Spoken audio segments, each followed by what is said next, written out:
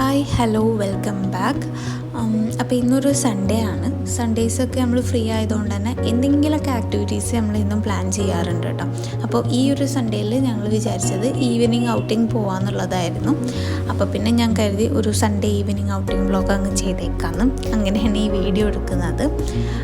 അപ്പോൾ ഇന്ന് പുറത്ത് പോകുമ്പോൾ ഞങ്ങൾക്കുള്ള പ്ലാൻ എന്ന് പറയുമ്പോൾ മറൈൻ ഡ്രൈവിൻ്റെ അടുത്തുള്ള ദർബാർ ഹാൾ ആർട്ട് ഗാലറി പോകണം. പിന്നെ അതുപോലെ കുറച്ച് നേരം സുഭാഷ് പാർക്കിൽ പോയിരിക്കാമെന്ന് കരുതുന്നത്. പിന്നെ തിരിച്ചു വരുന്ന വഴി ഫുഡ് കഴിച്ചങ്ങ് പോരാമെന്നാണ് വിചാരിക്കുന്നത്. വീഡിയോ ഇൻട്രസ്റ്റിംഗ് ആവുമെന്ന് കരുതുന്നു. എന്തായാലും സ്കിപ്പ് ചെയ്യാതെ കാണാം. And let's go to the video.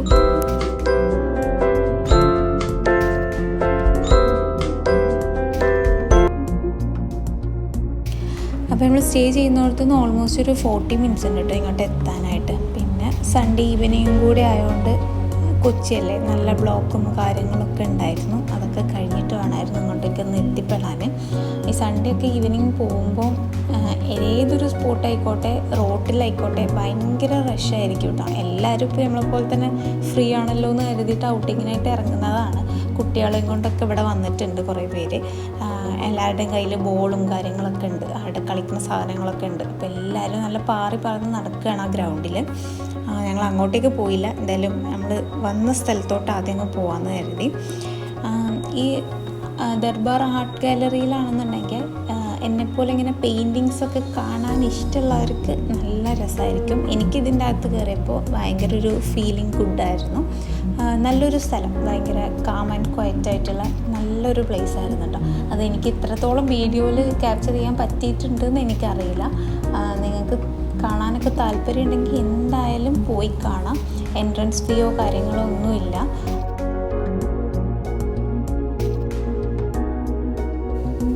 Instagram through ആണ് കേട്ടോ ഇങ്ങനൊരു ആർട്ട് ഗാലറി കൊച്ചിയിലുള്ള കാര്യം ഞാൻ അറിയുന്നത്. അന്ന് തൊട്ട് അവിടെ പോകണമെന്നും കാണണമെന്നൊക്കെ നല്ല ആഗ്രഹം ഉണ്ടായിരുന്നു. ഇപ്പോഴാണ് പോകാനായിട്ട് പറ്റിയത്.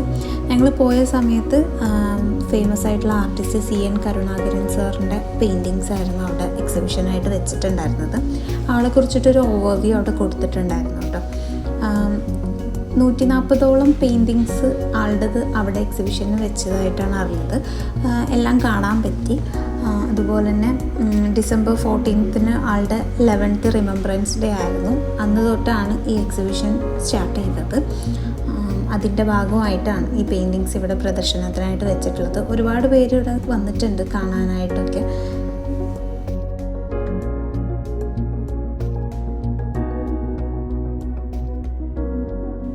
CN കരുണാകരൻ സാറിനെ കുറിച്ച് പണ്ട് ന്യൂസ് പേപ്പറുകളിലും മാഗസിൻസിലൊക്കെ വന്നതിൻ്റെ ചില പേപ്പർ കട്ടിങ്സ്, അതുപോലെ തന്നെ അദ്ദേഹത്തിന് പുരസ്കാരങ്ങൾ കിട്ടുന്നതിൻ്റെ ഫോട്ടോസ് എല്ലാം അവരവിടെ പ്രദർശനത്തിനായിട്ട് വെച്ചിട്ടുണ്ടായിരുന്നു കേട്ടോ. പിന്നെ അതുപോലെ ഞങ്ങൾ പോയ സമയത്ത് അത്യാവശ്യം പേരൊക്കെ ഉണ്ടായിരുന്നു പെയിൻറ്റിങ്സ് കാണാനായിട്ട് എത്തിയവർ. അതിൽ എനിക്ക് തോന്നിയത് മിക്ക പേരും പെയിൻറ്റിങ്സിനോട് ഇഷ്ടമുള്ളവരും അതുപോലെ തന്നെ സാറിൻ്റെ പെയിൻറ്റിങ്സ് റെഫറൻസിനായിട്ട് വന്നവരൊക്കെ ആയിരുന്നു. ഞങ്ങൾ പോയ സമയത്ത് ചാരെന്ന് പറഞ്ഞ പുസ്തകത്തിൻ്റെ പ്രകാശനം കൂടി അവിടെ നടക്കുന്നുണ്ടായിരുന്നു കേട്ടോ. ഓൾമോസ്റ്റ് കഴിഞ്ഞിട്ടുണ്ടായിരുന്നു. എല്ലാവരും ഈ പെയിൻറ്റിങ്സൊക്കെ കണ്ട് ആസ്വദിച്ചിട്ടാണ് അവിടെ നിന്ന് പിരിഞ്ഞു പോയത്.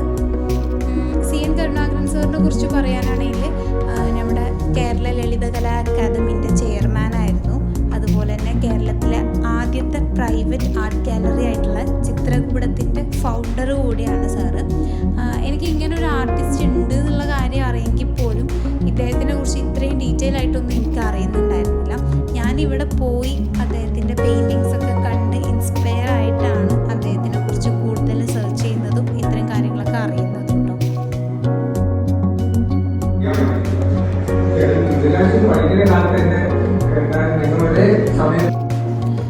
ഇവിടെ എനിക്ക് ഏറ്റവും ഇഷ്ടമായത് ഈ ഒരു റൂമായിരുന്നു കേട്ടോ. ഇവിടെ സാറിൻ്റെ കുറേ പെയിൻറ്റിങ്സ് കൂടാതെ സാറിൻ്റെ ലൈഫ് സ്റ്റോറി പറയുന്നതിൻ്റെ ഒരു വീഡിയോ ക്ലിപ്പ് അവർ TV-യിൽ അവിടെ ഓൺ ചെയ്തിട്ടുണ്ടായിരുന്നു. അപ്പോൾ ഈ ഒരു കാം ആൻഡ് ക്വയറ്റായിട്ടുള്ള ഈ ഒരു റൂമിനകത്ത് സാറിൻ്റെ പിക്ചേഴ്സ് കണ്ടുകൊണ്ട് സാറിൻ്റെ വോയിസിൽ സാറിൻ്റെ ലൈഫ് സ്റ്റോറി പറയുന്നത് കേട്ടുകൊണ്ട് ഇങ്ങനെ നടക്കാൻ ഒരു പ്രത്യേക രസമുള്ള പോലെ തോന്നി.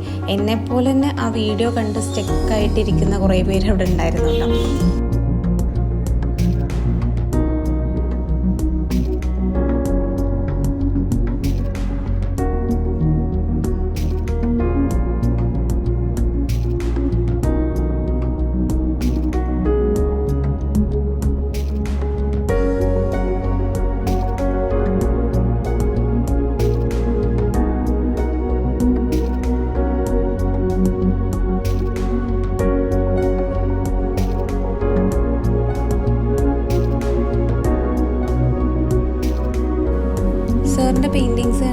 എനിക്ക് തോന്നിയൊരു കാര്യം എന്ന് പറഞ്ഞു കഴിഞ്ഞാൽ ഓരോ പെയിൻറ്റിങ്സും വളരെ യുണീക്കാണ്. അതുപോലെ ഓരോ ലൈൻസും അത്രയും ഷാർപ്പായിട്ട് വൈബ്രൻറ്റ് കളേഴ്സ് യൂസ് ചെയ്തിട്ടാണ് പെയിൻറ്റിങ്സൊക്കെ ഉള്ളത്. പിന്നെ ഞാൻ വേറൊരു കാര്യം നോട്ടീസ് ചെയ്തത്, അദ്ദേഹത്തിൻ്റെ മിക്ക പെയിൻറ്റിങ്സിലും ഞാൻ ശ്രദ്ധിച്ചൊരു കാര്യം എന്ന് പറഞ്ഞാൽ മൃഗങ്ങളുടെ രൂപം മനോഹരമായി വരച്ചിട്ട് അതിൻ്റെ കൂടെ ഒരു സ്ത്രീ രൂപം വരുന്ന പോലൊക്കെയാണ് അദ്ദേഹം പ്രസൻറ്റ് ചെയ്തിട്ടുള്ളത്.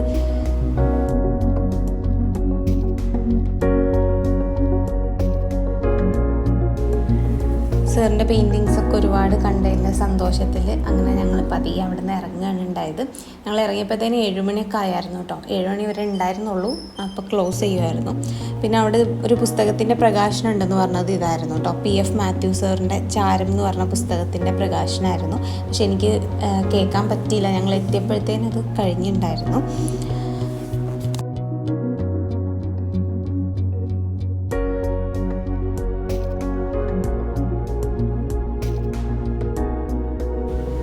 പിന്നെ ഞങ്ങൾ പോയത് സുഭാഷ് പാർക്കിലോട്ടായിരുന്നു കേട്ടോ. അവിടെ നല്ല തിരക്കായിരുന്നു. കുട്ടികളും മുതിർന്നവരും പ്രായമുള്ളവരൊക്കെ ഉണ്ടായിരുന്നു. ഭയങ്കര തിരക്കായിരുന്നു. പിന്നെ ആളൊഴിഞ്ഞൊരു സ്ഥലം നോക്കി ഞങ്ങളവിടെ പോയിരുന്ന് ചായയൊക്കെ കുടിച്ച് കുറച്ച് നേരം സംസാരിച്ചൊക്കെ ഇങ്ങനെ ഇരുന്ന് കാറ്റൊക്കെ കൊണ്ടിരുന്നു കേട്ടോ. പിന്നെ അവിടെ ഇരുന്നിട്ടാണ് കൂടുതൽ ഞാൻ CN കരുണാകരൻ സാറിനെ കുറിച്ചിട്ട് സെർച്ച് ചെയ്യുന്നതും ആളെ കുറിച്ചിട്ട് ഞാൻ അറിയുന്നതും. ഇങ്ങനൊരു ആർട്ടിസ്റ്റ് ഉണ്ടെന്ന് അറിയുന്നതല്ലാണ്ട് എനിക്ക് ആളെ കുറിച്ചിട്ട് ഡീറ്റെയിൽ ആയിട്ടോ അല്ലെങ്കിൽ ആളുടെ ലൈഫ് സ്റ്റോറി കാര്യങ്ങളൊന്നും എനിക്ക് അറിയണ്ടായിരുന്നില്ല. അപ്പോൾ അതൊക്കെ ഞാൻ അവിടെ ഇരുന്ന് സെർച്ച് ചെയ്തു. അപ്പോൾ എനിക്ക് തോന്നിയൊരു കാര്യം എന്ന് പറഞ്ഞാൽ, നമ്മൾ ഒരാളുടെ വർക്ക്സോ ആർട്ട് വർക്ക് കാര്യങ്ങളൊക്കെ ഒന്നും കാണാതെ വെറുതെ ഒരാളെ കുറിച്ചിട്ട് നമ്മൾ സെർച്ച് ചെയ്യുന്നതും ആളുടെ വർക്കും കാര്യങ്ങളൊക്കെ കണ്ട് അത് ഇൻസ്പയറായിട്ട് ആളെക്കുറിച്ച് സെർച്ച് ചെയ്യുന്നതും നല്ല ഡിഫറൻസ് ഉണ്ട് തോന്നി. ഇപ്പോൾ പെയിൻറ്റിങ്സൊക്കെ കണ്ട് ഞാൻ എനിക്ക് ഭയങ്കര ഇഷ്ടം തോന്നിയിട്ടാണ് ആളെക്കുറിച്ചിട്ട് ഞാൻ സെർച്ച് ചെയ്യുന്നതും കൂടുതൽ അറിയണം എന്ന് വിചാരിക്കുന്നത്. അപ്പോൾ എന്തോ ഒരു പ്രത്യേകത തോന്നി. എനിക്ക് പിന്നത്തേക്ക് വെക്കാൻ തോന്നിയില്ല, അവിടെ തന്നെ ഇരുന്ന് ഞാൻ ആളെക്കുറിച്ച് സെർച്ച് ചെയ്യാനുണ്ടായത്. പെയിൻറ്റിങ്സ് കണ്ട് അത്രയും ഇഷ്ടമായതുകൊണ്ടായിരിക്കാം. അപ്പോൾ പെയിൻറ്റിങ്സൊക്കെ കാണാൻ ഇഷ്ടമുള്ളവർ എന്തായാലും പോയി കാണണം കേട്ടോ, നല്ലതായിരിക്കും. എനിക്ക് ഭയങ്കര ഇഷ്ടമായി, അതുകൊണ്ടാണ് ഞാൻ പറയുന്നത്. എനിവേ അവിടെ കുറച്ച് നേരമൊക്കെ ഇങ്ങനെ ഇരുന്നു. ഞങ്ങൾ പതിയെ അവിടെ നിന്ന് പോവായി. പിന്നെ കുറേ ഷിപ്പും ഒക്കെ ഇങ്ങനെ പോകുന്നുണ്ടായിരുന്നു. അപ്പോൾ അതൊക്കെ കണ്ടിരിക്കാൻ നല്ല രസമുണ്ടായിരുന്നു. അങ്ങോട്ടും ഇങ്ങോട്ടൊക്കെ ഷിപ്പ് ഇങ്ങനെ പോകുന്നതൊക്കെ കാണാൻ. അപ്പോൾ അതൊക്കെ ഇങ്ങനെ കുറച്ച് നേരം കണ്ടിരുന്ന് ചായയൊക്കെ കുടിച്ച് കഴിഞ്ഞപ്പോൾ ഞങ്ങൾ പതിയെ അവിടെ നിന്ന് പോന്നു.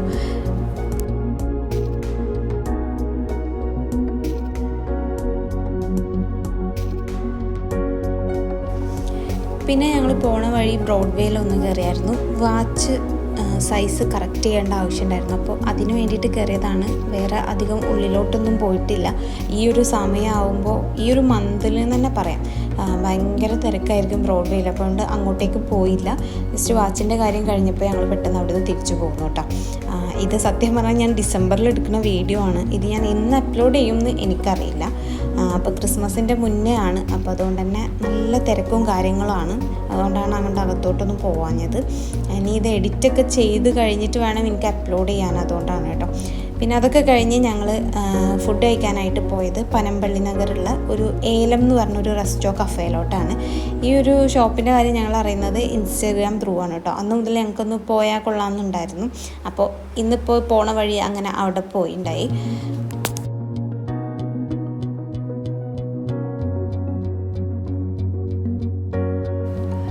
റോഡ് സൈഡിൽ തന്നെ ഉള്ളൊരു ചെറിയ കടയാണ് കേട്ടോ. പക്ഷേ എന്നാലും നല്ല തിരക്കുണ്ടായിരുന്നു. ഇവർക്ക് അങ്ങനെ കാറൊന്നും പാർക്ക് ചെയ്യാൻ മാത്രമുള്ള ഒരുപാട് സ്പേസ് ഇല്ല. അതുപോലെ ഫുഡ് കഴിക്കാൻ ഇരിക്കാനാണെങ്കിലും ഒരുപാട് ടേബിളും ചെയറൊന്നും ഇല്ല. അപ്പോൾ നമ്മൾ ഓർഡർ കൊടുത്തിട്ട് കുറച്ച് നേരം വെയിറ്റ് ചെയ്തു. ആളൊഴിയുന്നതിനനുസരിച്ച് പോയിരിക്കുകയാണ് കേട്ടോ ചെയ്തത്.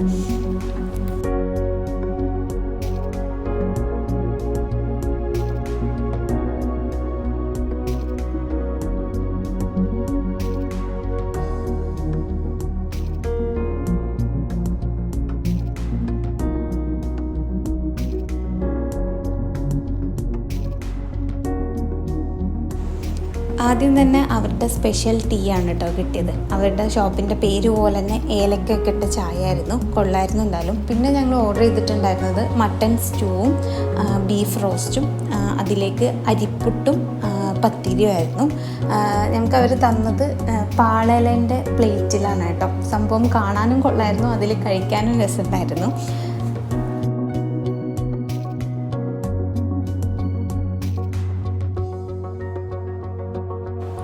വിത്തിൻ സെക്കൻഡ്സ് ഞങ്ങളുടെ രണ്ടാളുടെ പ്ലേറ്റും കാലിയായി, വയറ് ഫുള്ളായി.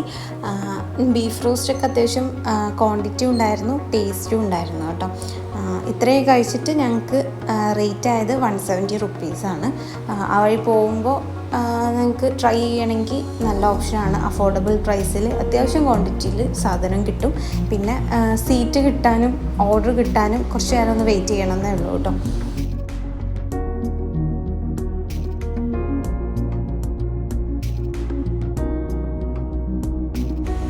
വീട്ടിലോട്ട് പോകുന്ന വഴിയാണ് ഫോറം മാളിൽ ഒരു പ്രോഗ്രാം നടക്കുന്നത് കണ്ടത് കേട്ടോ. അപ്പോൾ പിന്നെ അവിടെ ഒന്ന് ഇറങ്ങി അതൊന്ന് കണ്ടേക്കാമെന്ന് കരുതി. അവിടെ എത്തിയപ്പോൾ നല്ല തിരക്കായിരുന്നു. പിന്നെ ഞങ്ങളൊരുവിധം സ്ഥലമൊക്കെ കണ്ടുപിടിച്ച് കയറി നിന്നു.